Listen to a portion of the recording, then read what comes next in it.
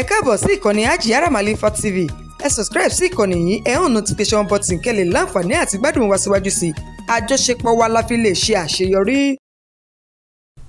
Mustapha Abiodun Alamutu, mo fẹ́ kí gbogbo ọmọ àpèlógún pé ajére o.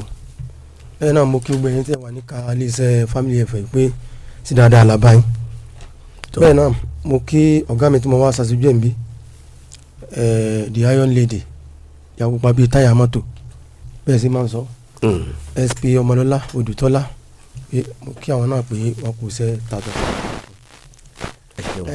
Lákòókò náà ìdúpẹ́ mi kọ́kọ́ lọ sọ́dọ̀ the Commissioner of Police àti OC anti-kidnapping pẹ̀lú mádìjẹ́ ti mọ Commissioner of Police pátápátá pé a kú oríire nípìnlẹ̀ Ògùn. OC anti-kidnapping ẹ sọ kan káwọn yẹn lè mọ̀ bàbá. PSP Òjó Dáramọ́lá. Ọ̀gá Dáramọ́lá náà ọ̀rọ̀ PSP Òjó Dáramọ́lá àwọn ni OC anti-kidnapping. Ọ̀pọ̀ ìpínlẹ̀ kan sí pé ọlọ́wọ́ bí wọ́n máa fún wa sí. Àmín. Ọlọ́wọ́ bá yóò bá wọn sí. Ẹni tó lọ́wọ́ bá ṣe yóò ní í já sí níwọ̀n. Because ibi ní tó jẹ́ àwọn agbègbè tí sẹ́ńtúrì ti pilẹ̀ àwọn mọ̀ pé báwọn bá rìn lọ táwọn wẹ̀yìn kò sí ọ̀nà kọ́lá tẹ́lẹ̀ tẹ́ ń bá rìn lọ tí wọ́n bá wẹ̀yìn tí wọ́n gbé ikú pa ó kọ àdúgbò yẹn nìyẹn.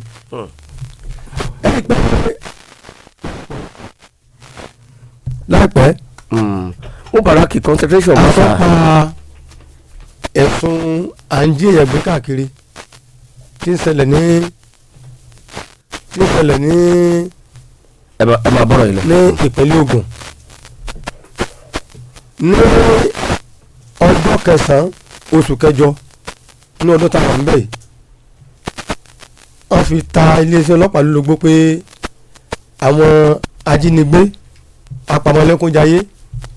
apamọ́lẹ́kúnjayé àpẹ̀lú amrọ̀bà pé wọ́n sọsẹ́ ní ríà Ṣàgámù Ìjẹ̀bú-Òde expressway tó yẹ pé èèyàn lè fẹ́ gbàbẹ̀ kọjá kọ́mọ́rù lẹ́ẹ̀mejì nítorí àwọn ìṣẹ̀lẹ̀ aburú tí ń ṣẹlẹ̀ ń bẹ̀. Ṣùgbọ́n lábẹ́ àkóso the Commissioner of Police àtàwọn àsọmọgbé wọn àwọn àṣeyọrí ọlọ́jọ́ ó padà ṣẹlẹ̀ láti rí kí wọ́n tó àwọn human gang tí wọ́n da àwọn àlétò yẹn ní àmú. ikú mẹ́rin méje. báwo ni wọ́n ṣe mú wọn ẹ pàtẹ́wọ́ fún sí ọlọ́pàá bí wọ́n ṣe mú wọn ó jẹ́ nǹkan gan títún ya àwa kan náà ta tó ń bẹ́ẹ̀ bẹ́ẹ̀ lẹ́nu pé yes eléyìí náà ń pè ní iṣẹ́ ribiribi. àwọn ọ̀gá Dáramọ́lá. bẹ́ẹ̀ ni well trained officer. bẹ́ẹ̀ ni ní October 3rd bàbá kan bẹ tẹ́ ń pè ní Abíọ́lá Odùyẹmí níbi tó farapamọ́ sí ní handout ẹ̀ tó farapamọ́ sí wọ́n fi ta iléeṣẹ́ ọlọ́pàá lólobó tí ọlọ́pàá náà sì fi ọ̀rọ̀ ṣe awẹ́wẹ́ tí wọ́n sì tọpinpin arákùnrin tí wọ́n mú tí wọ́n mú arákùnrin Abíọ́lá Odùyẹmí òun ló líìdì sí gbogbo bí wọ́n ṣe sa àwọn akẹgbẹ́ rẹ̀ ní ọ̀kọ̀ọ̀kan. Orúkọ àwọn ọ̀daràn yìí alákọ̀ọ́kọ́ tó jẹ́ gang leader wọn gangan ó ń jẹ́ Azeez Abọ́lájí Ẹlẹ́sẹ̀ tó jẹ́ ọmọ 42 years of age. Azeez Abọ́lájí Ẹlẹ́sẹ̀ Alẹ́sẹ̀ tó jẹ́ ọmọ 42 years of age. Nígbà tí akẹgbẹ́ rẹ̀ kejì let's go. Nígbà tí akẹgbẹ́ rẹ̀ kejì ń jẹ́ Ọ̀nàkúròsè Jacob tó ń jẹ́ ọmọ 34 years of age. Ọ̀nàkúròsè Jacob. Akẹgbẹ́ wọn kẹta ń jẹ́ Henry Gaga Emmanuel tó náà jẹ́ ọmọ 34 years of age. Nígbà tí ẹnìkẹrin ń jẹ́ Joseph Udoma ó náà jẹ́ ọmọ 42 years of age. Tí a sì rí Abíọ́lá Odùyẹmí tí wọ́n fi satọ́kùn bí ẹ ṣe ra sa gbogbo wọn ní ẹyọ kọ̀ọ̀kan tó náà jẹ́ ọmọ ọdún kanléní ogójì 41 years of age. Lábẹ́ bẹ́ẹ̀ náà ti rí Abe Emmanuel tó náà jẹ́ ọmọ ọdún mẹ́rinléní ọgbọ̀n. Lábẹ́ bẹ́ẹ̀ náà láti rí Jimoh Karim tó náà jẹ́ ọmọ 39 years of age. Sẹ́rí Jimoh Karim yìí àti ọkùnrin kan tó náà ń jẹ́ Salam Razid àwọn ni Amúra bíbò. Amúra àti tí wọ́n máa ń kó nǹkan ogun tí wọ́n máa ń kó sí lọ́dọ̀. àwọn náà wà ní amúri wọn. àwọn amúri tó dákútẹ́ bá fẹ́ lọ ṣiṣẹ́ àwọn ni wọ́n mọ bí ìbọn yóò ṣe dọ́dọ̀ àwọn tí wọ́n wà ní ibi ìgbèkùn tí wọ́n kóra wọn sí. weapons. bẹ́ẹ̀ náà sì ni Jimoh Karim tó náà wá láti Kóṣùbóṣù ní Kwara State òun náà ni wọ́n máa sọ̀nà abíyọ́sí lọ́ máa gbóúnjẹ fún àwọn tí wọ́n bá ti mú sínú ìgbèkùn torí àwọn tí wọ́n ṣe burúkú wọn ò ní máa jáde sí gbogbo ta ní gbogbo gbà.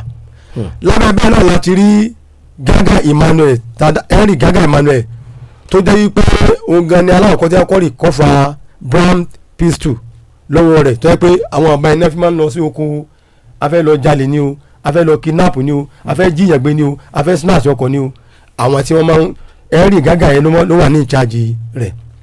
so kí n máa bọ̀rọ̀ lọ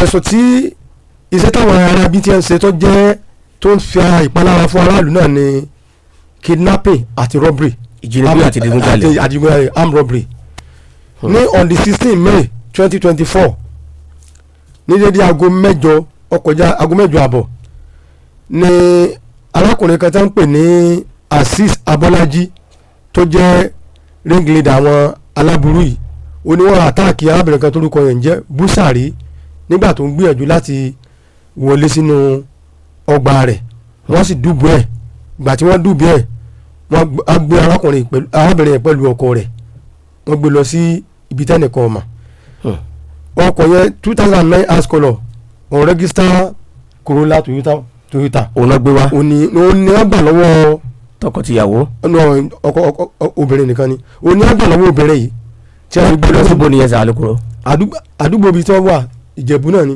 Ìjẹ̀bú-Òde òní wọ́n gbà lọ́wọ́ rẹ̀ tí wọ́n fi gbé lọ sí inú igbó kan tí ẹnìkan ọmọ at the end of the day later wọ́n padà fi arábìnrin yìí kalẹ̀ but wọ́n gbé mọ́tò rẹ̀ wọ́n gbé lọ. lẹ́yìn ìgbà yẹn the same Abọ́lájí Azeez pẹ̀lú àwọn ọ̀sọ́mọgbé rẹ̀ mẹ́fẹ̀ẹ̀fà ó ní wọ́n tó cross Adébáyọ̀ Ọlábísí ní ọjọ́ 17 nínú oṣù karùn-ún ọdún tá a wà yìí náà ní dédé aago 8 kọjá ìṣẹ́jú mẹ́wàá ní Ìrẹ̀wọ̀n area Ìjẹ̀bú-Òde Ìrẹ̀wọ̀n ní Ìjẹ̀bú-Òde ó ní wọ́n tó fagídí gba White Highlander Toyota rẹ̀ Jeep registration number BDG 125 HZ wọ́n tó gbé náà lọ sí unknown destination bíi tẹ́nìkan ọmọ. so nígbà tí wọ́n ṣe gbogbo àwọn iṣẹ́ burúkú yìí bẹ́ẹ̀ náà ni àwọn anti-kidnapping náà ń tẹ̀ wọ́n tí wọ́n sọ wọn wọ́n jọ ń dòdì ara wọn. bákan náà Azeez Abọ́lájí tó jẹ́ ringleader yìí ó tó gbìyànjú láti lo pattern tí wọ́n ń lò láti fi àtáàkì Mr. Ṣẹ́gun Adébánjọ ní ọjọ́ 14 oṣù keje nínú ọdún tá a tó wà yìí ní dédé aago 11 alẹ́ níbi tí arákùnrin ti fẹ́ wọlé sí àdúgbò ẹ̀ òun náà ni wọ́n ti ṣe kíni ní a ti ṣe ní pàpámára tí wọ́n sì gba Toyota Corolla rẹ̀ red colour tí wọ́n tó gbé lọ sí unknown destination. The final attack tó ṣẹlẹ̀ ó wá ní September 5 nínú ọdún tá a wà yìí ní dédé aago 2 alẹ́ níbi tí àwọn arákùnrin yìí tán ti di gangan láti mú access láti wọnú ilé compound arábìnrin kan tá à ń pè ní Uruka Elizabeth tá a sọ̀rọ̀ ẹ̀ níjọ́ pé nọ́ọ̀sì ní Bangkok títí hospital so wọ́n gba ọkọ̀ ń di arábìnrin pẹ̀lú wọ́n fìbá gbà lọ́wọ́ ẹ̀ wọ́n dẹ̀ gbé náà lọ sí unknown destination at the end of the day wọ́n padà já ìyá ẹ̀ jùlẹ̀ nígbà tí wọ́n ti gbé ọkọ̀ lọ. nínú ìwádìí tí ń bọ̀ arígbọ́ pé Abíọ́lá Odúyẹmí yìí ó ní wọ́n mú ní October 3 nínú oṣù tó ká lò tẹ́yì tó ì jẹ́ pé Odúyẹmí ni wọ́n padà bá kọ́kọ́rọ́ kí ó da arábìnrin nọ́ọ̀sì yẹn wọ́n bá lọ́wọ́ rẹ̀ tí wọ́n kọ Bangkok títí hospital sí pẹ̀lú kọ̀pàrọ̀ ẹ̀ pẹ̀lú suitcase báàgì tí arábìnrin yẹn tó gbé dání nígbà tí wọ́n tó sars conduct sars wọ́n tó discover rẹ̀ náà ní ọ̀dọ̀ rẹ̀ tí fi túmọ̀ pé àwọn ni gáàngì tí wọ́n lọ ṣiṣẹ́ yẹn ní ìgbà yẹn so ká máa dúpẹ́ pé wọ́n pa ìyó ìyá bó ti yẹ pé wọ́n pa lápá ayé láì ìgbà yẹn ó ní arákùnrin tí à ń dárúkọ rẹ̀ yìí tí ó ń jẹ́ Abíọ́lá Odúyẹmí ló padà jẹ́wọ́ nígbà tí eré ọlọ́pàá tẹ́ fi ìwádìí tó péye tí wọ́n fi lọ ó padà jẹ́wọ́ pé àwọn ni àwọn ìfọ́ọ̀fù nínú gbogbo àwọn kidnapping ti ń ṣe ilẹ̀ ní gbogbo agbègbè tá a dákọ̀ yìí. agbègbè Ìjẹ̀bú lọ́hùn. tá a dákọ̀ yìí ibẹ̀ ló ti wá ka àwọn tí wọ́n jọ ń ṣe iṣẹ́ burúkú yìí látara bó ṣe wá kà wọ́n ibẹ̀ ni àwọn akọ́ṣẹ́mọṣẹ́ ọlọ́pàá ni wọ́n ti bẹ̀rẹ̀ sí máa ń tẹ̀ wọ́n lẹ́yọ kọ̀ọ̀kan títí tí wọ́n fi sa gbogbo wọn tán. ó jẹ́rìí. tí wọ́n fi sa so ìgbà tí wọ́n sàn tán lábẹ́bẹ̀ láti wá discover pé Abiola assist yẹn ó ní ringleader àwọn gúrùpù yẹn bẹ òun kí a kọ́kọ́ mú ṣùgbọ́n tí a fi tọpa mímú rẹ̀ ní Odúyẹmí Abiola òun ni a fi tọpa mímú gbogbo wọn sẹ́wọ́n assist táwọn sọ̀rọ̀ ń parẹ́ yìí la fi máa ń sọ pé kò ní kì í tán lára ọmọọba kọ́mọ́kù Dànsákì. ìyẹn àṣìṣe Abọ́lájí. bẹ́ẹ̀ ni ìwà burúkú yẹn ti wà ní ẹ̀jẹ̀ rẹ̀ torí tá a bá wò dáadáa ní agbègbè ibìkan ní Ọ̀yọ́ state ní ọjọ́ 14 oṣù kínní 2016 òun ni wọ́n mú àṣìṣì Abọ́lájí fún the same offence tó dẹ̀ ń jẹ́jẹ́ lọ́wọ́ ní court fún kidnapping náà tó ń jẹ́jẹ́ lọ́wọ́ lẹ́yìn ìgbà yẹn ìgbà tó di ọjọ́ kejìdínlọ́gbọ̀n oṣù kẹjọ ìyá 2022 wọ́n tó mú arákùnrin yẹn gẹ́gẹ́ náà fún kíkínápì àwọn aláìṣẹ̀ tó mú ọ lọ tó pé ó tó ń jẹ́jọ́ òyìn náà ní kóòtù again. Ògún dáràn kan kò tí ì san tuntun. bẹ́ẹ̀ ni kò tí ì bọ́ nínú tí alákọ̀ọ́ 2016 yẹn kì í bọ́ nínú ẹ̀ ó tó ti dáràn míì ní ìyá 2022 ní oṣù kẹjọ. ìta ló wà nìyẹn kò sí ní. bẹ́ẹ̀ni kò tí ì wọ́n gba ẹ̀wọ̀n tààrà. nígbà tó di April ó gba bẹ́ẹ̀ ní April 26 nínú ìyá 2024 wà tàwa yìí lẹ́yìn grant ẹ̀ ní bẹ́ẹ̀ lẹ́yìn ìgbà tí wọ́n grant ẹ̀ bẹ́ẹ̀ yẹn ló tó wá bẹ̀rẹ̀ ní bẹ́ẹ̀lì ní. ló tó wá bẹ̀rẹ̀ iṣẹ́ burúkú yìí ní ọjọ́ kẹrìndé ní ogún May 2025 again. May 16. ó tó rìsíìmù sẹ́nu iṣẹ́ rẹ̀ padà. ó tó rìsíìmù sẹ́nu padà kẹ́ lè mọ̀ pé ọmọ tí. ó lè ní baba ní ìgbẹ́jọ́ ọmọ tí ẹbẹ̀ kò yẹ kó máa bọ́ ní gbogbo ẹ̀. lẹ́yìn ìgbà yẹn tí wọ́n wá lọ tí wọ́n wá bọ̀ wọ́n discover pé àwọn náà ní lọ́wọ́ ní ọ̀rọ̀ journalist tí wọ́n kidnap ní Ìjẹ̀bú Òde ní táìmù gbà yẹn kó tó pé wọ́n padà rescue ara àbí yẹn. arákùnrin kan bẹ́ẹ̀ ni wọ́n tá à ń pè ní Henry Gaga Emmanuel. ọmọ 34 years yẹn. bẹ́ẹ̀ ni ó ní wọ́n bá ìbọn Brown Beast wọ́n bá lọ́wọ́ ẹ̀ tó yẹ pé ìbọn yìí ni wọ́n máa ń lò tí wọ́n fi lọ́ máa ń ṣe àwọn ẹsẹ̀ láabi tí wọ́n máa ń ṣe. lẹ́yìn ìgbà náà ni wọ́n tó padà discover àwọn 2 notorious kidnapper tó yẹ pé táwọn wága olóko wọn ìkan jẹ́ Salam Razid òun wá láti Saki Ọ̀yọ́ state tí akẹgbẹ́ rẹ̀ sì ń jẹ́ Jimoh Karim tó ń wá láti Kòsùbòsù ní Kwara state. Amẹ́ríkà dákọ̀ ìsíndíkẹ̀tì náà ni wọ́n jẹ́ pé wọ́n specialize lórí pé àwọn ni wọ́n ń provide ìbọn fún àwọn tí wọ́n bá fẹ́ lọ fún operation àti ammunition àwọn méjèèjì náà ń provide wọ́n máa fún àwọn ní tí wọ́n bá fẹ́ ṣe tó jẹ́ pé ìkẹta wọn ń bẹ̀ ètò òun yàn láàyò ni pé kọ́ máa mú tí wọ́n bá fẹ́ fáwọn aláburú yìí ló ń jẹ àwọn kidnapper òun ni wọ́n máa bójú ó ṣe dọ́dọ̀ wọn nínú ogbó. ló lọ ra oúnjẹ. onílọ́ra oúnjẹ bójú ó ṣe dọ́dọ̀ wọn nínú ogbó òun lọ́mọ. òun ló wà ṣáàjọ kéètì. bí ó ṣe jáde tí ó ibi tí wọ́n gbà tí wọ́n yànnà fún òun lọ́mọ tí ó sì gbogbo ẹ̀ fún arákùnrin ni ló wà ní ìcháàjẹ. wọ́n rí ẹ náà mú. wọ́n ní gbogbo pátá ni wọ́n padà rí mú. very good. so lẹ́yìn ìgbà yẹn ni arákùnrin kan pè ní Abe Ogunbanwo tó náà wà lára syndicate wọn yìí ó ní ó máa ń provide oúnjẹ gbèsè tó fún yín Abe Ogunbanwo ó ló máa ń provide jíjẹ mímu wọn mú mi ní o wọn jẹ ní o oúnjẹ ti fẹ́ tán ni o wọn bá ti connect ẹ lórí aago òní ọmọ bí ó ṣe gbé oúnjẹ lọ fún wa ní Ọ̀ṣọ̀ṣà forest. sẹ́yìn máa ń tẹ́ ń pè ní Ọ̀ṣọ̀ṣà forest. Ọ̀ṣọ̀ṣà ni mo mọ̀ mí ìmọ̀ forest wọn. ṣé yàrá ti dé Ọ̀ṣọ̀ṣà forest wọn ẹjọ́ ìmọ̀ràn àwọn ìlú bàbá wọn Ògúndé nù. so Ọ̀ṣọ̀ṣà forest yẹn nínú gbọ́ ẹ̀ ni wọ́n káàpù àwọn èèyàn sí so àwọn ò ní ìdígbà ń jáde gbogbo bẹ́ẹ̀ ṣe ń ṣe yìí bẹ́ẹ̀ náà ni ọlọ́pàá ń try láti máa mójútó ìṣe wọn gbogbo àwọn nǹkan tí wọ́n padà recover lára wọn ara ẹ̀ náà ni 1 brown pistol gun lẹ́yìn ìgbà yẹn wọ́n tó gba 1 helmet jeep with registration number AYT88MS lẹ́yìn ìgbà yẹn tó recover 1 Toyota Camry car with registration number KTU406JL lẹ́yìn ìgbà yẹn wọ́n tó recover 1 Honda helmet jeep with registration number YYT 88MS lẹ́yìn ìgbà yẹn 2 school bags 2 school lunch bags and 1 suit bag lẹ́yìn ìgbà yẹn 1 Bangkok University key holder lẹ́yìn ìgbà yẹn àwọn chairman oògùn tí wọ́n ń lò wọ́n tún gba oògùn yẹn ní ọwọ́ wọn.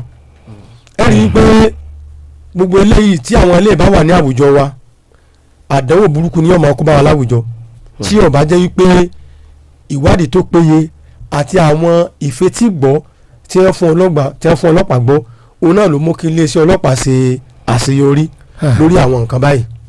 ètò tó wá gbẹnu tán tá a fẹ́ kí àwọn òbí ó pe àkíyèsí àwọn ọmọ wọn tó dẹ̀ wà very very important òun náà ni àwọn arákùnrin méjì kan tó yẹ pé ọ̀nà làwọn tó ń gba kidnap gbọ̀dẹ̀ sẹ́ńtì ọmọ lẹ́yìn ìgbà tí wọ́n bá ti bá ń gbé láàrin yín ọmọ yín ni àwọn àfítà láti gbé. arákùnrin táwọn sọ̀rọ̀ wọn jẹ́ méjì kan jẹ́ Ọ̀nàrẹ́odò Augustine tó jẹ́ ọmọ 33 years of age. Ọ̀nàrẹ́odò Augustine.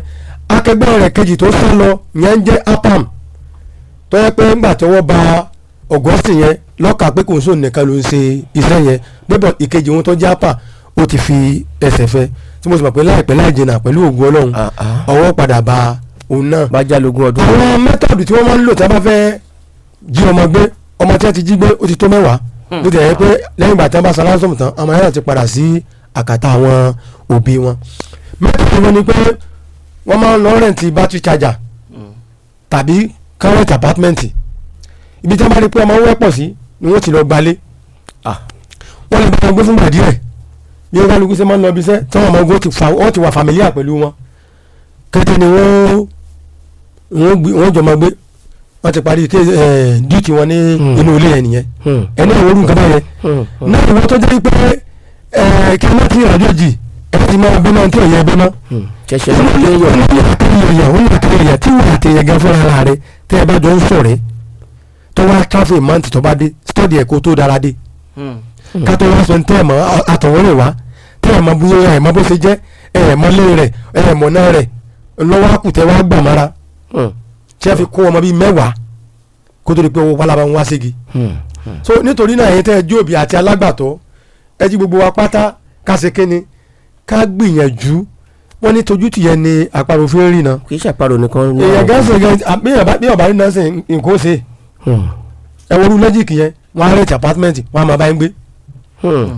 as time goes on tell you pé at least àwọn pé ọmọ gan àwọn ò pè wọ́n ti wá bá wọn wọ́n lè gbọmọ dání káwọn làwọn lásù tí ń bẹ̀rù ibẹ̀ ni wọ́n kìkì bá wọn ṣeré wá fún wọn. òṣèlú tó rẹ̀ fún wọn ṣeré obì míì náà sì rèé ń gbẹ pé tí wọ́n ju òní ju ọgbọ́n òun náà fọ́.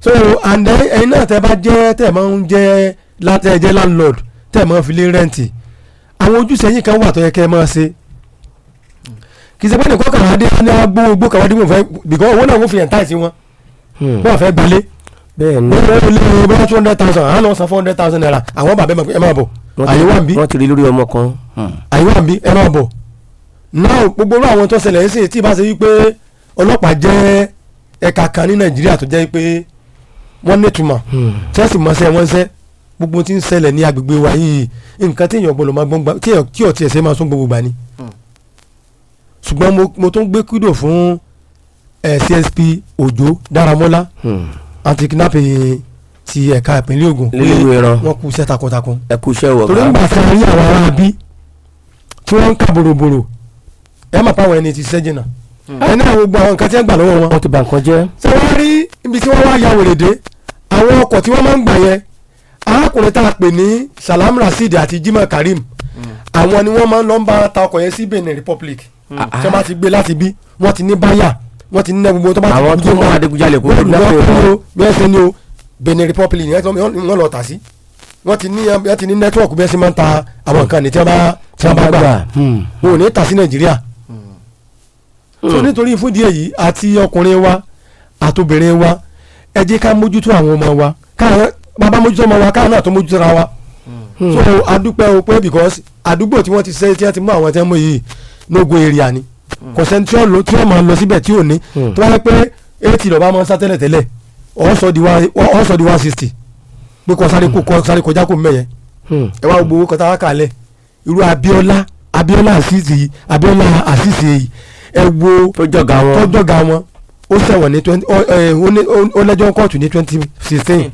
2022 again 2024 again ní April wọ́n ṣe grant bail ẹ̀ ní April 2024 ní ó lè fún May iṣẹ́ ní May ẹ wá gbogbo iṣẹ́ takuntakun tó ti ṣe ṣùgbọ́n ọjọ́ kan tó lé ní ọjọ́ gbogbo tó lóhun àti máa sọ gbogbo gbà pé lábẹ́ àkóso CP wa tá a ní Abíọ́dún Alámọ̀tú mọ́fẹ́ ò ní Ògùn mọ́mọ́ ẹni tí Alámọ̀tú bá sì mú òkú ẹni tí ó tú sílẹ̀ to buttress what you have just said lórí pé ẹni yìí sì ní ẹjọ́ ní kóòtù kò tí ì yanjú ẹ̀ ó tún ti dáràn mí ẹnìkan fi àtẹ̀ránṣẹ́ kan ṣọwọ́ síbi Tajudeen Ọládèjì wọ́n ní we need to either reform the Nigeria justice through judiciary system or we abandon it completely. If a criminal was charged to court for an offence 8 years ago, why would such a serious case be dragged for years? This is barbaric and terrible. Very, very terrible indeed. Very, very terrible indeed. Ṣé àwọn kò tó wáyé pé ẹni ṣì wà ní àhámọ́ níbo ni ó ti ráyè jáde ó ṣe é ṣe kó ní bàbá nígbẹ̀jọ́. Gbogbo àwa tí a sì wà lẹ́yìn ká máa lọ gba onídùúró adigunjalè ká máa lọ dúró fún àwọn ajínigbé béèrè owó torí àwọn tó ń kàn tí ò tí ì kàn yín lẹ́sẹ̀ rò wípé kò léwu. èmi rò wípé tẹ́nìkan bá jalè tí ó pẹ́ lẹ́wọ̀n kan ní kése tó ti hu owó orí síbẹ̀ ńgbà tó ń gbọ́n bá jáde tí ò gbádùn ara rẹ̀ mọ́ kò ní ṣèmí. ṣùgbọ́n ńgbà tí ẹnìkan jalè tó sì wà lọ́dọ̀ ọlọ́pàá tá a tún rí àwọn tí ó máa lọ dúró fún wọn gba onídùúró wọn tẹ́nìkan pààyàn tá a máa rí àwọn bàbá àṣàlẹ̀ tí ó máa ó yẹ kí iléeṣẹ́ ọlọ́pàá ó yẹ kí ẹ bẹ̀rẹ̀ sí ní publish irú àwọn tí wọ́n bá ń fẹ́ wá gba béèlì àwọn ọ̀daràn àwọn bàbá àwọn ìyá tó máa ń yọjú ó yẹ kí iléeṣẹ́ ọlọ́pàá jẹ́ káwọn ìpẹ́tò lágbájá láti gba béèlì àwọn ọ̀daràn bá a lè mọ bàbá bá àwọn ìyá bẹ́ẹ̀ sábà ń fojú ẹni rẹ̀ wò láwùjọ alẹ́ àwọn ìpẹ́tò ẹ̀yọ́ ọmọ ẹ má débi báyìí o alájà ló ń lọ gba béèlì ẹni tó ló pààyàn lọ́dẹ́dá o alájì ló ń lọ gba béèlì adigunjalè tó lọ́ka tó lè. lákòókò níbi tẹ́ ẹ sọ̀rọ̀ déhùn ẹ jẹ́ kí n yànnà lẹ̀ ní péréte ní iléeṣẹ́ ọlọ́pàá not only Ogun State ní gbogbo Nàìjíríà capital offence dáhùn dáàkọ yìí ọlọ́pàá ò lè grant wọn béèlì.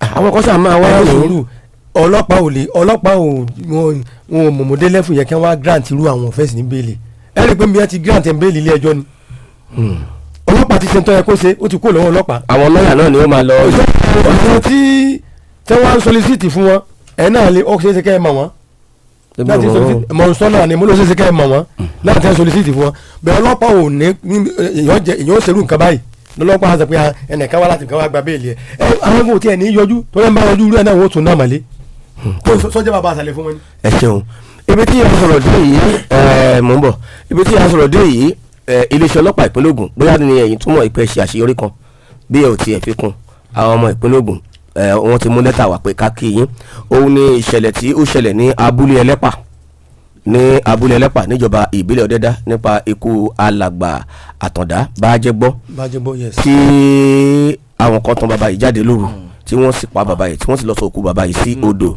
gbogbo àwọn afurasí tí wọ́n mú tó wọ́n ní àwọn agbófinró sáànù fẹ́ẹ̀ tó bíi 6 tí wọ́n wá sí iléèwé ìran wọn ní ọ̀gá Alámùtú yarí ni pé bẹ́ẹ̀ tẹ̀ gba ìtúsílẹ̀ ilé ẹjọ́ ni because this is a clear case of murder àti gbọ́ pé bóyá wọ́n jẹ́wọ́ àbí nǹkan kan inú wọn wá dùn torí iléeṣẹ́ ọlọ́pàá ìpínlẹ̀ Ògùn lábẹ́ àkóso bàbá Abíọ́dún Mustapha Alámùtú bàbá yarí a sì gbọ́ pé ní ọjọ́ Monday níjẹta ni wọ́n kó wọn lọ sí ilé ẹjọ́ àwa dúpẹ́ lọ́wọ́ ẹ̀ka ètò ìdájọ́ tí wọ́n ní àwọn afurasí ọ̀daràn yìí kí wọ́n sì máa lọ gbatẹ́gùn bí gbogbo ìgbésẹ̀ láti gba béèlì wọn adájọ́ yarí mi lọ́dún pé kí wọ́n sì máa lọ gbatẹ́gùn níbi tó yẹ kí wọ́n sì máa lọ gbatẹ́gùn èmi ò ní dárúkọ àwọn afurasí ọ̀daràn ẹ ti mọ̀ wọ́n àwọn 6 ilé ẹjọ́ ni ẹ máa lọ gbatẹ́gùn níbi tó yẹ kẹ́ sì máa lọ gbatẹ́gùn tó bá wá di January 4, 2025 ní kí ẹ tún kó wọn wá we humbly àwọn ọmọ ìpínlẹ̀ Ògùn àti gbogbo àwọn ajàfẹ́tọ̀ ọmọnìyàn tí ọ̀rọ̀ yìí tó mú lọ́mú bàbá àgbàlagbà alàgbà Àtàndá Bájẹ́gbọ́ ọmọ ọdún 77 77 years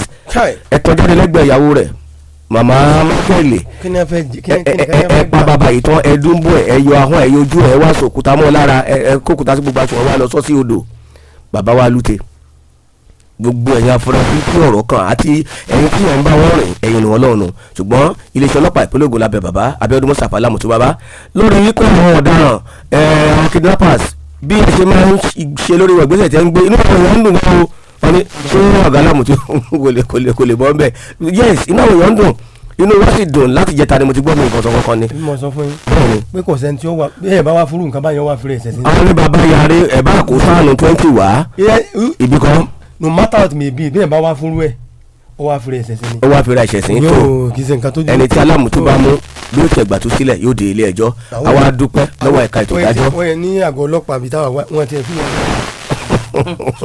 mọ́dà kéèsì tó wọ́n ní kẹwàá bíi tí ẹ ṣe máa gbàtẹ́gùn jọ di January 4 tí wọ́n tún gbé wálé ẹjọ́ ẹ sì mọ̀ pé ilé ẹjọ́ májísírèètì ní Ọ̀dẹ́dá ló gbọ́ ọ̀rọ̀ yìí mọ́dà kéèsì wọn kì í gbọ́ ní májísírèètì ó di wọ̀ ní high court yẹn gbogbo ẹ̀yin bíi wọn àti tí wọ́n lọ wọ́n ní bóyá ìdí òkú bí nǹkan ló wà tó àwọn ọlọ́pàá mọ̀ pé eléwé rẹ yóò sì mú ẹ̀jẹ̀ yàn àrò máa sákàkiri kó yọ àmì sáńsáká ọwọ́ tó ìwọ náà èèyàn oníta ẹ̀jẹ̀ yàn sílẹ̀ kí onítọ̀hún kó má gba ìdájọ́ tí ó yẹ ẹ̀ka ètò ìdájọ́ adúpẹ́ púpọ̀ lọ́wọ́ yín ẹ̀ka ètò ìdájọ́ judiciary wa nípínlẹ̀ Ògùn adúpẹ́ púpọ̀ lọ́wọ́ yín a sì dúpẹ́ bákan náà lọ́wọ́ iléeṣẹ́ ọlọ́pàá ní ìpínlẹ̀ Ògùn ìwọ náà ronú kó o tó hu ìwà ìkà ronú kó o tó jiyàn gbé ronú kó o tó jalè ronú kó o tó gbé ìgbésẹ̀ kan tí o mọ̀ wípé bọ́wọ́ ọlọ́pàá bá tó ẹ o lè rò pé ó bọ̀ ń bẹ̀ kó má bọ̀ ń bẹ̀ o lè rò pé ó láǹfààní àti wálé kó má wálé o ó lè jẹ́ ibi tí ó gbà bá lọ nìyẹn ibi táwọn máa ṣọdún nìyẹn náà àbí January 4. December yóò ṣe Christmas bẹ́ẹ̀ ìwọ́n January bẹ́ẹ̀ ṣé pé bẹ́ẹ̀ ni wọ́n ti máa ṣe bẹ́ẹ̀ lọ́ máa ti ṣe Happy New Year ńkọ́ bẹ́ẹ̀ lọ́ máa ti kí. January 4 ok Happy New Year ṣàṣàjú January 4 lóòótọ́ ọdún tó ń bọ̀ nìyẹn. lágbọ́rọ̀ lọ́hùn January 4 yẹn gan pàápàá sátidé ló bọ́ sí. mi ò gbọ́ sátidé ló bọ́ sí. ọjọ́ sátidé ló bọ́ sí mo rò pé ẹ̀ka ètò ìdájọ́ judicial adájọ́ àwọn ọmọ òfin bẹ́ẹ̀ ni pé kó tún ṣe wíkẹ́ndì níbẹ̀ àbí. on the 6th ni. ní yóò tó fojú wálé. ọ̀sìn yẹn gan ọjọ́ lè pọ̀ nílẹ̀. bí èmi ni mi sì gbọ́ dáadáa bóyá kì í ṣe 6 náà. on the 6th yẹn ẹjọ́ máa pọ̀ nílẹ̀.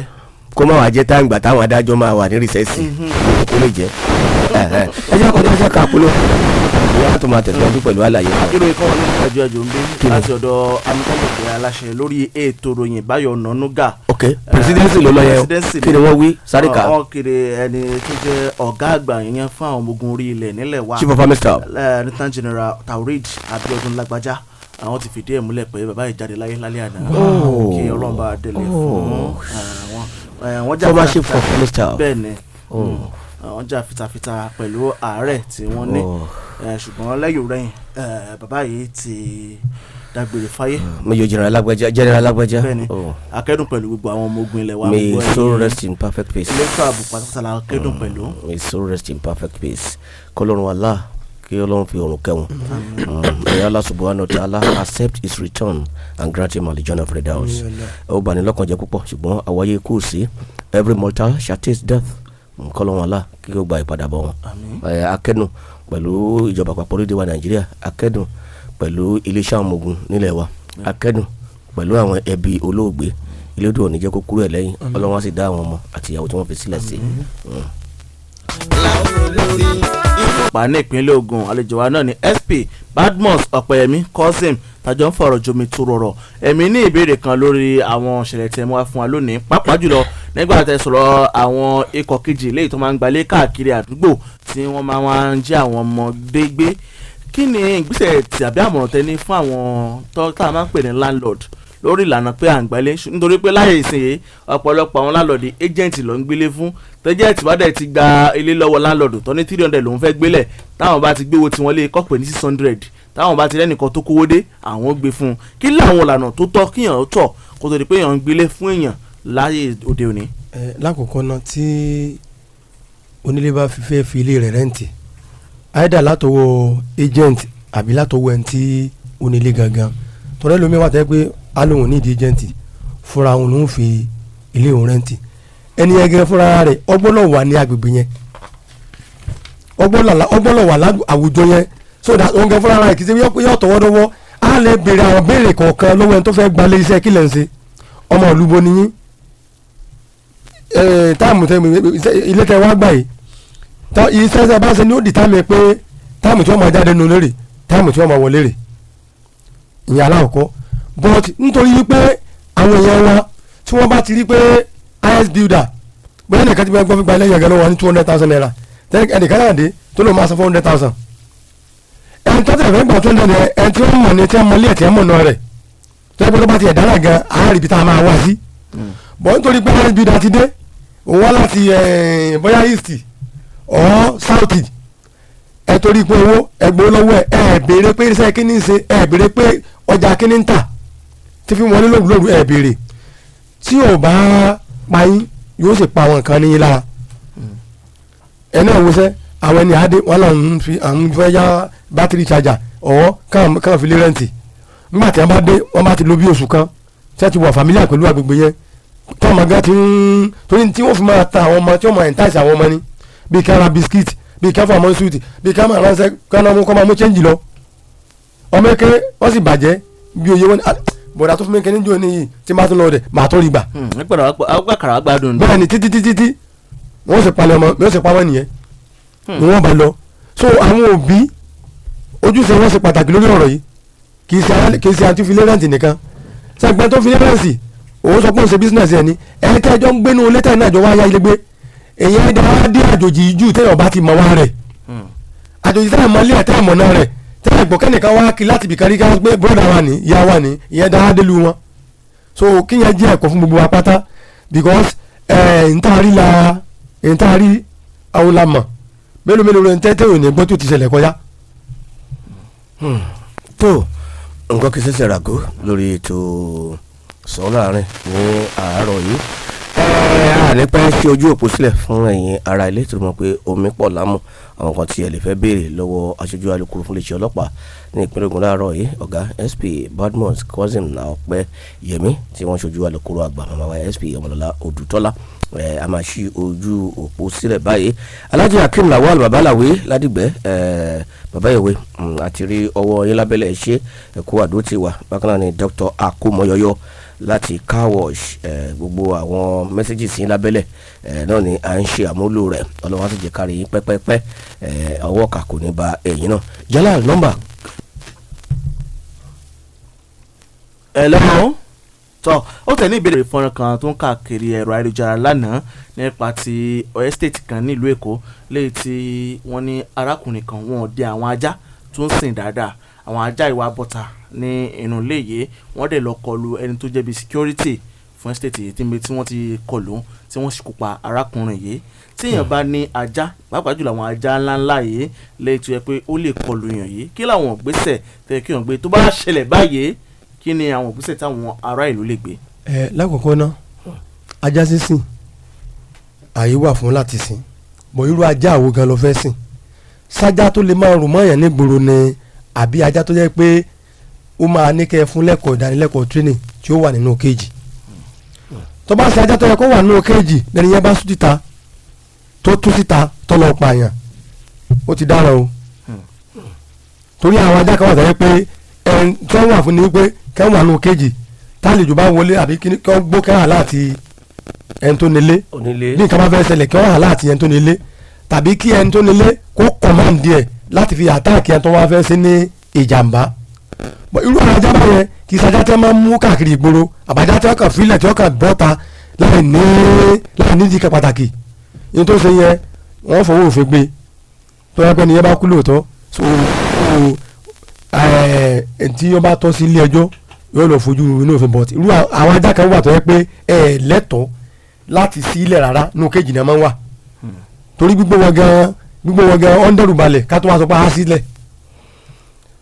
alukoro bí n bá tú ajá mi lẹ̀ lálẹ́ nínú kọ́ńpáǹdì tẹ́nìkan sì bẹ́ wọlé tájà ìwà ṣe bẹ́ẹ̀ tí ó yí mọ́lẹ̀ tó ṣe ń ṣekúṣe èèyàn ń kọ́. lákòókò náà ẹ̀yin náà gbọ́ bẹ́ẹ̀ ṣe sọ ẹni tí ẹ bá tú ajá yín lẹ̀ nínú kọ́ńpáǹdì tẹ́nìkan bẹ́ wọlé lálẹ́ tí ì ṣe pẹ́ sílẹ̀kùn fún tó fún fẹ́ǹsì wọnú ilé yín bájá yín bá ṣe léṣe tójú ẹ̀ rà lójú ara dìfẹ́ǹsì náà ni ntí ojú ẹ̀ wá lójú ẹ̀ rí. kì í ṣe pé ọlọ́pàá wà tó wá máa dayọ̀ láàmú lórí ilé. ọlọ́pàá sì á dà láàmú sílé rẹ̀ lọ́wọ́ sósì nàrin ni. ó ti yé mi. ẹni ìyẹn fo fẹ́ǹsì yín wọlé sáà tó fẹ́ǹsì wọlé sáà fojú rẹ̀ wò yín. kò lè jẹ́ pé ó fẹ́ wá kí mi pé. tó bá fẹ́ kí ok báwọn ọ̀rẹ́ yín bá fẹ́ kí wọ́n máa ń fo fẹ́ǹsì wọlé ni. géètì ni wọ́n máa ń kàn. ó ti yé mi ó ti yé mi. ẹ ṣe ká tó wọlé mi ní orí ìlà 09. ẹ káàárọ̀ o. ẹ káàárọ̀ sá ọ iṣẹ́ kìlọ̀ pé láti jẹ́ mọ́ akí bàbá wa láti iléeṣẹ́ ọlọ́pàá láti eléwé ìran pé wọ́n ṣe gan wọ́n pa àṣeyọrí ọ̀rọ̀ nù. mo dúpẹ́ lọ́wọ́ ọlọ́run lórí wọ́n pa tọ́sọ̀kòtà mọ́ lọ́rùn yẹn tí ọwọ́ wọn tẹ àwọn tó pa ènìyàn mo dúpẹ́ lọ́wọ́ ọlọ́run wọ́n pa àṣeyọrí o ọlọ́run túbọ̀ máa fún wọn ṣe. àmín ẹ ṣeun o. n tí wọ́n kí n fún jẹ́ ti mọ̀ ọ̀rọ̀ tọ́lẹ̀ dá yẹn ni ọ̀rọ̀ yẹn ká pọ̀lọpọ̀lọ bàbá 77 years bàbá yìí sì jẹ́ lórí ìjọ sínú evangelist ni wọ́n. ọlọ́run wà lẹ́yìn bàbá yẹn náà ló jásí rí otu. gbogbo ẹ̀yin tó wọ́ sí ìbá àfi tẹ́ ẹ̀ bá mọ̀ ń parẹ̀ lẹ́yìn jàbọ̀ ẹ lọ́wọ́. ẹ kó ojúmọ́. ẹ káàárọ̀ sá o. onílé láti ṣí oye bàbá àwọn ẹni tí náà gbọ́dọ̀ lọ́wọ́ bá wọ́n lè kí ìjọba náà. ẹ ṣeun. ìbéèrè ti béèrè sá a fẹ́ tún fóònù ṣe sá àwa mú fún ẹni tó fẹ́ tún fóònù ṣe so ngbọ́dọ̀ máa padà gba fóònù yẹn bóyá ó ṣe pé bóyá ẹni tó mú fóònù fún wọ́n fẹ́ ṣe pánẹ̀ fóònù ni èyí tó yẹ sá ngbọ́dọ̀ á gba fóònù yẹn wọ́n yẹ pé fóònù yẹn wá padà di wàhálà ẹjọ́ tá ló dẹ́ẹ̀dẹ́ nínú ọ̀rọ̀ méjèèjì tó fẹ́ tún fóònù ṣe ni àbí ẹni tó mú fóònù fún. irú wàhálà wo ló padà di ẹjẹ ká mọ̀ ẹ fi nǹkan kan pamọ́ nínú irú wàhálà wo ló dà tọ́lọ́pàá bá mọ ní kílẹ̀ ọlọ́pàá sọ pé ó ṣe ẹ lẹ̀. ọ̀rọ̀ yẹn complete. ọ̀rọ̀ yẹn complete wọ́n fi nǹkan kan pamọ́ tí ẹ bá ti fẹ́ gbé ọ̀rọ̀ wá sí gbàgbọ́ rẹ̀. kí ẹ kó tuntun ṣara ẹ lọ́rọ̀. ẹ káàárọ̀ ma. yes ma. adúpẹ́ fọlọ́hún. yes sir. nǹkan tí èmi lè sọ nípa ti ayálégbé àti láńlọ́ọ̀dù ni pé bí láńlọ́ọ̀dù bá máa gba tẹ́nàǹtì a rí pásítọ̀tì méjì onídùúró méjì pẹ̀lú pásítọ̀tì méjì àti ibi tó ti. ọ̀rọ̀ wọn ti yé. oye wa fún wọn bóyá láfikún lórí. ọ̀rọ̀ tí wọ́n sọ yẹn ọ̀rọ̀ tó bá làákàyè mu ni that is means of identity. ọ̀rọ̀ tó bá ẹ̀yẹ́ kà gbá ẹ̀ lásán láì nípa láì mọ ibi tó ti wá. kódà ẹ wá dìde rí i pé abúlé wọn local government ibo ni state ibo ni. kàn dé passport yẹn náà kí wọ́n gbà á tó ti yé tẹ́ máa gbà. bí o bá ní passport ńkọ́. tó ní tó ti fi ń dájú láyé national id card. tó fi ń dájú kọ́ ọmọ tó ń print. bẹ́ẹ̀ ni lẹ́yìn ìgbà tí wọ́n máa fìlì fọ́ọ̀mù tán kó tẹ̀ ká. tó bá sáìn kó tó tán print. tàbí kó tẹ̀ lọ ṣe affidavit ní kóòtù. bẹ́ẹ̀ ni kó lọ sí wàhálà àìmọye ọ̀nà ó láti lè gba prevent kábúrú mọ́ ṣẹlẹ̀ sí ayálégbé àtàwọn tá à ń gbé bẹ́ẹ̀ ṣùgbọ́n negligent ọ̀pọ̀lọpọ̀ àwọn èèyàn wa tẹ́ bá rí ọmọ mi tí tẹ́ bá rí òbí mi ohun àtọmọ rẹ̀ ọmọ lọ́wájú ọmọ tí ò tí ì pé 4 years 5 years ìyá ó sì máa lọ́wájú ọmọ ó sì máa tẹ̀lé lẹ́yìn ọkọ mọ̀ èmi gán máa kọ̀rẹ́ bẹ́ẹ̀ sẹ́yìn kẹ́rin lọ́mọ yìí ni ẹ ti síwájú náà wọ́n máa bọ̀ lẹ́yìn bí wọ́n ti ń lọ lẹ́sẹ̀ nìkan bá mọ tó fọ́ di lẹ́nu tó gbé bọ́ọ̀sì kan ẹ wà ní ẹ̀rọ mọ́. pé kán ṣèṣe pẹ́pẹ́yẹ tó máa ń kọ́mọ ẹ̀ síwájú. onílàákàyè ló mọ́tà tó ní ó kọ́mọ̀ lọ́dọ̀ àwọn obìnrin ọlọ́run náà máa gbé wọn bá tiẹ̀ ti bí wọn tán mo ń ronú nǹkan tẹ́ máa ń pass through nígbà tí wọ́n ń bí ni. òbí obìnrin ó kọ́mọ̀ láàrin wọn tọ́pọ̀ òbí ọmọ ọlọ́wájú ọmọ ó sì máa bọ̀ lẹ́yìn. wọ́n ṣèṣe adìyẹ ni adìyẹ ló ń kọ́mọ sẹ́yìn pẹ́pẹ́yẹ máa ń dá tiẹ̀ síwájú. ibi tá a bá dé lásìkò yìí bọ́ọ̀mọ rẹ̀ ń pàkọ́ wájú ni kò máa tẹ̀lé. tó ẹ ṣeun fún ọ̀rọ̀ àmọ̀ràn ní iyebíye yẹn. ẹ náà ká ọ̀rọ̀. ẹ kú ojúmọ́ sà ẹ kú ojúmọ́ sà. ẹ kú ètò náà sá o. ọlọ́run ní ká kí. káṣe kámọ̀ láti ránjà ni. ẹ kú ojúmọ́. mo kí ọ̀gá wa tí wọ́n wà ní ọ̀dọ̀ yín bẹ̀. ọlọ́wọ́ bá tó ti yẹ gbogbo àwọn agbófinró wa ọlọ́pàá wa àtọwà burúkú ní ìkọ̀yìn pẹ̀lú ọgbà ọlọ́wọ́ wa o. àmín.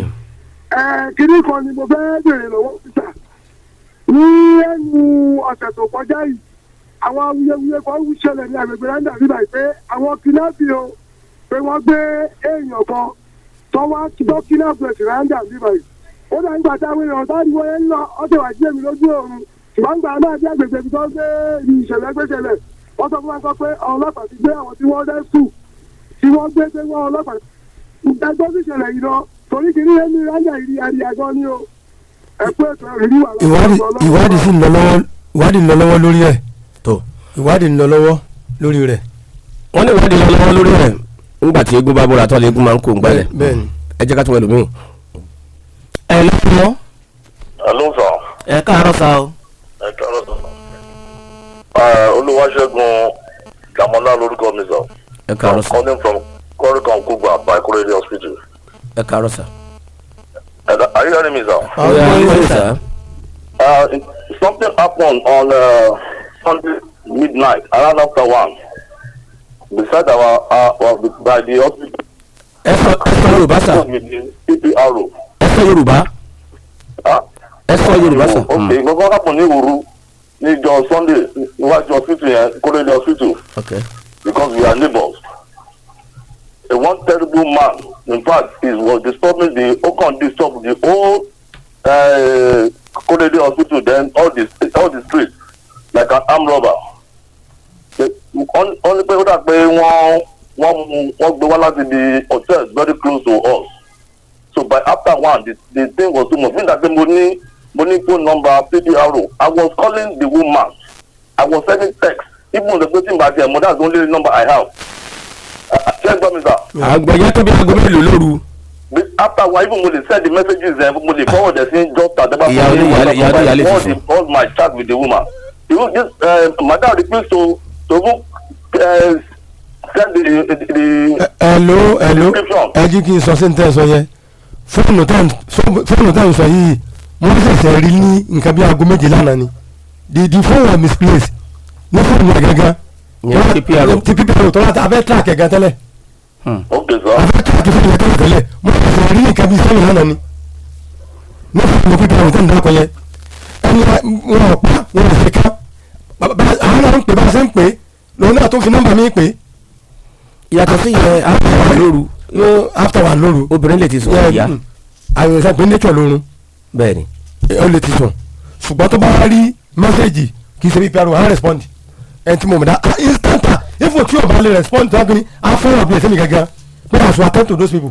yàtọ̀ sí yẹn alàgbà tí wọ́n kọ̀ lóye ọ̀rọ̀ yìí wà very pathetic ṣùgbọ́n ó yẹ kí ẹ tún lè pe àwọn nọ́mbà tí a máa fi sáré ìlú ẹ̀rọ control room wà ń bẹ̀ CRU wà ń bẹ̀ kíní correspond unit. ní àdúgbò wọn gangan divisa tọkọ fa bẹ sáyẹn ọmọ DPO àdàtọ sáyẹn ọmọ DPO báyìí táwọn bá sọnù pé kì í ṣe orí pé ọlọ́pàá ẹ lọ ọmọ DPO tó bá wà lágbègbè yín torí ọrú ọjọ́ báyìí náà ni ẹ lọ ọmọ DPO tó bá ń bẹ crime officer ti ń bẹ ládùúgbò yín ẹ mọ̀ kẹ́ni ló ń bá wọn lọ́wọ́ ṣẹlẹ̀ náà ni alukoro bá pè kẹ́ tí ọba gbé ẹ pè mí òun gbé.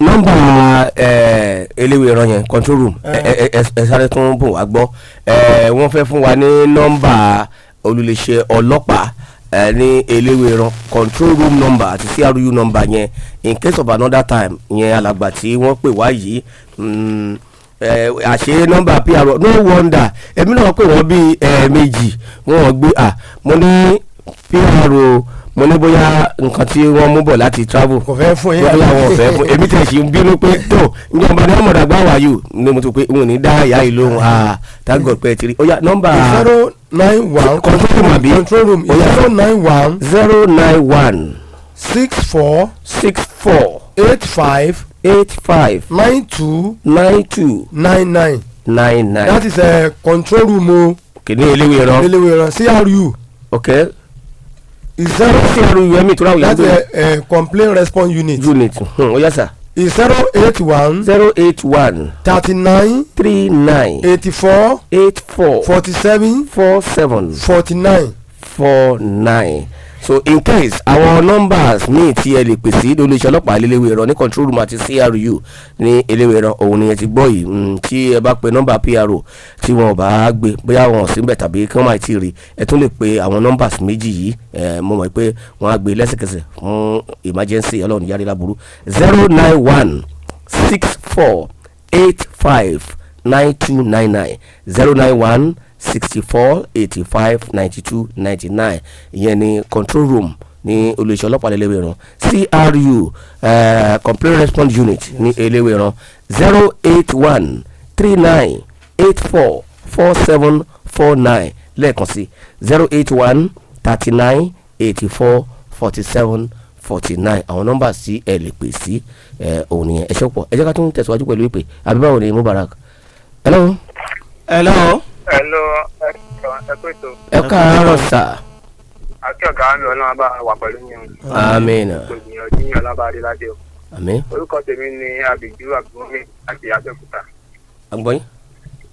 ìbéèrè mi ni pé gate number machine sọnù ìyẹn wá lọ sí court ó ṣe court affidavit ó lọ sí police ó ṣe police report àwọn tó mú ọ̀kadà lójú ọ̀nà wọ́n tún wá mú ẹni yẹn wọ́n wá sọ pé ìwé yẹn ó ti expire so mo á fẹ́ bẹ̀rẹ̀ pé ṣé police report àti court affidavit tó máa ń ní expiring date tó dáa wọnú ìwé yẹn méjèèjì kò sí expiring date síbẹ̀. ní ntọ́kàlẹ̀ expire lọ́dọ̀ yín ni wípé ìwé tí ẹ fi renew machine nìyẹn tó bá expire wọn á mọ̀ yín court affidavit kò sí tó fẹ́ mọ̀ expire ẹ ti save for long ni for life náà lẹ́sìn yẹn ìwé tí ẹ fi ra machine tẹ́ ra machine tẹ́ fi rà òun ló lè expire wọn ò lè sọ fún yín pé court affidavit expire mo ò ní sọ fún yín pé police report clearance tẹ̀sí bọ́ expire but ìwé tẹ̀ fúnra mọ́ sí yẹn gan àwọn tó yẹ kẹ́ renew tó wà ń bẹ̀ ẹ kẹ́ note man tó máa tó bá expire tẹ̀ lè mú fún wọn ò lè mú fún gbogbo tẹ̀ dákọ̀ yẹ. alukoro tí n bá gbọ́ àlàyé wọn yẹn síwájú sísà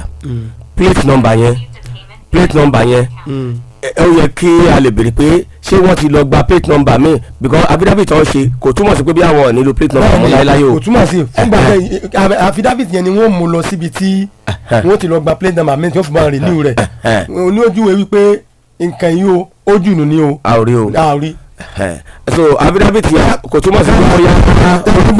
tí ò ní nọ́mbà káàkiri wọn mọ yín torí sẹ àwọn mọ́sìn tí ò ní nọ́mbà náà nàbí sí abúlé sẹ káàkiri tí wọ́n fi ń já báàgì gbà tí wọ́n fi ṣe gbẹ mọ́ra wọn. kó bá jẹ́ pé ẹ ti gba court affidavit àbí láti bí January ẹ wá lóye pé ìyẹn ti replace the plate number kò jọ o for temporary kìnìún ló gbọ́dọ̀ ní àkókò ẹ lọ gba plate number yín padà o. hello kásán wọ ẹlòmíì lórí ìlà àbíjàlá. bẹ́ẹ̀ni. hello. hello ẹ káàárọ̀ o. hello ojú ìpè yẹn ò já gara. 090300885. hello. ẹ káàárọ̀ sà. ẹ káàárọ̀ mà. ẹ sà Abọ́sẹ̀dé ló ń sọ̀rọ̀ láti Ìjàpá. ẹ káàárọ̀ mà. ẹ sà á kí ọ̀gá wa tó wà ń bẹ̀ yẹn Ọlọ́run á máa lékún ìmọ̀ràn ọdún. àmín. ó ṣẹlẹ̀ pé ẹ̀gbọ́n mi ó ń gbé ní sáìdì àdátán yẹn tó wọ́n wá lọ já ṣọ́ọ̀bù wọn wọ́n ti ń já tọ́wọ̀n ò mọ̀ tẹ́lẹ̀ torí wọn ò ṣí ṣọ́ọ̀bù yẹn ti pẹ́ tó wọ́n wá já ṣọ́ọ̀bù yẹn tó wọ́n wá bá wọn mú ẹni tó já ṣọ́ọ̀bù yẹn ní inú àwọn àbòkí tó wà lẹ́gbẹ̀ẹ́ police station tó bá wọn mú ẹni tó já ṣọ́ọ̀bù yẹn tó wá mú lọ sí police station tó wà ní àdàtún. gbàtí ẹ̀gbọ́n mi wá débẹ̀ tó àwọn ọlọ́pàá yẹn wá ní kó lọ mú 10,000 wá wípé tó bá fẹ́ kí wọ́n bá wọn gba owó lọ́wọ́ ẹni tó já ṣọ́ọ̀bù yẹn ó sì wà ń kọ́sọ́ọ̀dì wọ́n gbà yẹn wọ́n ní kó mú 10,000 wá tó kọ́ lè bá wọn gba owó ṣọ́ọ̀bù yẹn tàbí máa ṣàjẹ́ nìyẹn sí court tó ọ̀ṣà àṣìgbà tó dọjọ́ kẹta ó tún ní kó padà wá ẹ̀gbọ́n mi wá náà wọn ò ṣe ẹjọ́ pé owó ṣọ́ọ̀bù òun ọjà tó bàjẹ́ pé kó mú owó yẹn kó kó fún pé tó bá ti rí 300,000 pé kó kó fún wọn tó wá ní wọ́n máa ní láti lọ mú another 20,000 wá tó dáa lè bá wọn trace kìíní yẹn wọn ní jẹ́kẹ́ ni yẹn lọ sí court tó wá lè gba owó yẹn padà lọ́wọ́ ẹ̀ ìgbà tó yá ni ẹ̀gbọ́n mi ní kó má wọ̀rì pé kó fi ọmọ yẹn lẹ̀ pé ọmọ ò ní 20,000 tọ́wọ́n máa tún kó wá tó wá ní kò yẹ kó rí bẹ́ẹ̀ pé kò yẹ kó gba owó lọ́wọ́ ẹ̀ ní èsì ìtọ́sí tó jẹ́ ọ̀wọ́n aládùúgbò lọ mú olè yẹn wá síbẹ̀ kò yẹ kó gba owó lọ́wọ́ ẹ̀gbọ́n mi. ẹ ti gúnlẹ̀ àbí. bẹ́ẹ̀ ni sà. owó tí ẹ sọ pé ẹni kan mọ́ sí ẹ sọ purpose ní tí a fi ní ká mú wá because wọ́n ní etí tó bá gbà lọ ọgbọ́dọ̀ gbà bọ̀ wọ́n sì ní agbẹjọ́ ẹnìkan dání àgbà òṣìkà ni purpose owó tí a sọ pé ká mú wá yẹn jẹ́lẹ́ ilé yẹn nàná rẹ̀ pẹ̀lú owó tí a ní ká mú wá rẹ̀ bóyá intanet request ni pé tó bá fẹ́ gbé ẹ lọ sí kóòtù tọ́lọ́pàá bá gbé ẹ lọ sí kóòtù dandan ni kẹ́hìn tí ó ní kéèsì kó wà on ground kó provide logistic bóyá ọkọ̀ tí wọ́n fi gbé lọ ni api ò lè gbọ́kọ̀ tiẹ̀ kalẹ̀ kó lóun fẹ́ gbé lọ kóòtù so ó ṣe é ṣe kọ́ra pé owó tí a béèrè nù tí ìbá wọn ṣe ìyẹn bóyá kẹ́ ìyẹn nàná rú owó tí a béèrè lọ́wọ́ yín kájọ gbọ́ kájọ sọ so because ẹni tí ẹni tẹ́yìn ò ṣe sí tẹ́yìn bá fẹ́ jẹ́ ń bẹ̀ ẹnu ń tàn wọ́n ya báàrin yẹn ṣe jẹ́ nìyẹn. alukoro mo ní ìbéèrè kan lórí eléyìí irú àwọn ẹ̀sùn wo ló lè jẹ́ wípé iléeṣẹ́ ọlọ́pàá fúnra ara wọn even without the complainant ni wọ́n lè gbé lọ sí ilé ẹjọ́ torí pé nǹkan tí ẹnì sọ yìí wọ́n ti mú olè ni wọ́n mú tó lọ já ṣọ́ọ̀bù oníṣọ́ọ̀bù àwọn kan ló mú wọ́n sì mú wá sí police station ọlọ́pàá ń béèrè bóyá owó àbí kankan bóyá láti gbẹ́ni lọ sí kóòtù àbí nǹkan kan àbí ní olè tí wọ́n mú the question now should be níbo ni ẹni tí wọ́n mú yẹn wà torí a gbọ́dọ̀ máa èyí lè tún jẹ́ kí ìrẹ̀wẹ̀sì máa bá àwọn èèyàn ẹni tí wọ́n mú yẹn ó yẹ ká lè béèrè lọ́wọ́ iléeṣẹ́ ọlọ́pàá is the person still with them àbí wọ́n ti filẹ̀ torí 10,000 àkọ́kọ́ ti lọ àbí ẹ̀ tún béèrè 20 míì where is the ọ̀daràn tí wọ́n mú afẹ́kẹ́ bá wọn tọpinpin sí eléyìí. lákòókò náà sẹ́mi kó mi ò sí mẹ́gbọ́n mu àwọn tó wà bẹ́ẹ̀ náà ni a máa bóyá ọ̀daràn ti kú ní àgọ́ ọlọ́pàá àbí ẹ ti charge lọ sí kóòtù nọ́mbà 2 wà ní pé tí wọ́n bá fẹ́ charge ọ̀daràn lọ sí kóòtù ìwé ilé tí ń pọ̀ nǹkan ṣẹjọ́ báyìí sí tí wọ́n bá gbé lọ sí kóòtù wọ́n náà bí ìṣọ̀rọ̀pàá bọ̀ ni ìkọ́ kò sí ẹlẹ́rìí tí wọ́n bá kẹ́ up ní court of law ẹni tó wọn tó mu ṣé wọn lè back up ní even with the. wọn ṣẹjọ́ mọ́ bọ́lọ́pàá gbé lọ gan tó bá lóun wọn ṣẹjọ́ mọ́ bọ́lọ́pàá fẹ́ gbé lọ ọlọ́pàá fẹ́ lọ rọ́bìsì ara rẹ̀ ni wọn ibẹ̀ náà láti rí ọlọ́run tó ti di fún ní kóòtù pé wọ́n rí pé ẹ̀sùn tí a fi kàn kò lẹ́sẹ̀ ńlẹ̀. alukoro dẹ. ẹ̀sẹ̀ kó bá lẹ́sẹ̀ ńlẹ̀ ni ẹni tó jí nǹkan rẹ̀ ó yẹ kó náà wà nù ọgbà ilé ẹjọ́. alukoro sọ wípé ní ìsinyìí tí no matter the magnitude of offence tí ẹnìkan bá commit ó lè kọ́ ọba lọ sí ibì kan kó pààyàn tàbí kókó gbogbo ṣọ́ọ̀bù tí ẹni tó ní case bá ti sọ wípé òun ò ní case irú olè bẹ́ẹ̀ a máa fi ilẹ̀ ni. kì í ṣe pé wọ́n fi ilẹ̀ dandan ni there are some offence wọ́n pé against the state ni. irú eléyìí ń kọ́ tó lọ sí ṣọ́ọ̀bù ní ṣọ́ọ̀bù. dandan ni kí wọ́n gbé lọ sílé ẹjọ́ but nítorí máa jọ wà perfect ni pé ẹni tó ní kéèsì gbọ́dọ̀ wá sọ pé nǹkan mi tó jí lélẹ́yìí. alukoro ẹ bá wa wádìí ẹni tí wọ́n ti wà ní àgọ́ ọlọ́pàá. wọ́n kà mú yàn sí ẹni mú yàn gbogbo ọ̀pá yẹn o àwọn tí fámìlì tó pa wọ́n dẹ̀ káwọ́ gbéra wọn ò yọjú nílé ẹjọ́ ibi kí ni ló wà fún ibi tí nílé ẹjọ́ ti dìde pé oníbàárà mi kò ẹsẹ̀ tí a fi kàn kò fẹ́. alukoro ẹ bá wa wádìí káwọn bóyá wọ́n ti fi ẹni tí ó lọ jẹ ṣọ́ọ̀bù ti fi ẹni yẹn tó bá ń bọ̀rọ̀ kó wá bá a lọ́fíìsì. arábìnrin tí wọ́n pè é yìí. òun náà tó sọ pé òun ò ṣe kéèsì mọ́ òun ò ṣẹjọ́ mọ́ tí wọ́n bá fi ilẹ̀ kó náà mọ̀ pé ó ṣe é ṣe kó tó padà wá bọ̀ nǹkan. alukoro nígbà tí wọ́n béèrè owó 10,000 lẹ́ẹ̀kejì 20,000 lẹ́ẹ̀kejì. mo fi bílẹ̀ pé owó kíni nǹkan tí wọ́n béèrè lọ́wọ́ ẹ̀. náà la fẹ́ tẹ báyìí. owó tó wọ́n fẹ́ káàjì lọ sí kóòtù ní àbí ìṣèwọ́. òun ni ọ̀sọ́mọ́rọ̀ òun náà kọ́ sọ́kọ́ ẹ̀ náà pé owó tí wọ́n béèrè lọ́wọ́ mi o bọ́lá pé owó pọ́pọ́sì ní tá a fẹ́ gbowó ni pé sáfẹ́ káàjì lọ sí kóòtù ni o àbí ìṣèwọ́ owó kí náà fẹ́ bẹ̀rẹ̀ àbí wọ́n fẹ́ tẹ̀síwájú náà ìwádìí àti ẹjọ́ sísá ìgbà wọ́n fẹ́ ṣeéṣe kó jẹ́ pé wọ́n bá ní kàkí ń ja kó jẹ́ pé syndicate ni wọ́n. tó wọ́n ti fún àwọn ọlọ́pàá ní useful information láti tẹ̀síwájú láti wádìí àwọn tó kù. tó ẹlẹ́sìn ọlọ́pàá dátọ́ afurasí tí wọ́n sọ yẹn gbé ẹ̀tún ní túnmú tí ẹ bá ti filẹ̀ o gbé ẹ̀tún ní túnmú because kò yẹ kí ó máa rí bẹ́ẹ̀ o alukoro láàrin àkókò ti lọ tó adúgbòpọ̀ lọ́wọ́ aṣojú alukoro fún iṣẹ́ ọlọ́pàá ní ìpínlẹ̀ Ògùn ọ̀gá SP Badmus Cousin Ọ̀pẹ́yẹmí ọ̀làwọ́n tó bọ̀ máa fún ní àṣírí àwọn tí wọ́n ń pè wá lábẹ́lẹ̀ ẹ má pè wá àkókò tí lọ ẹ bá ń kí CP wa ọ̀gá Abíọ́dún Mustapha Alamutu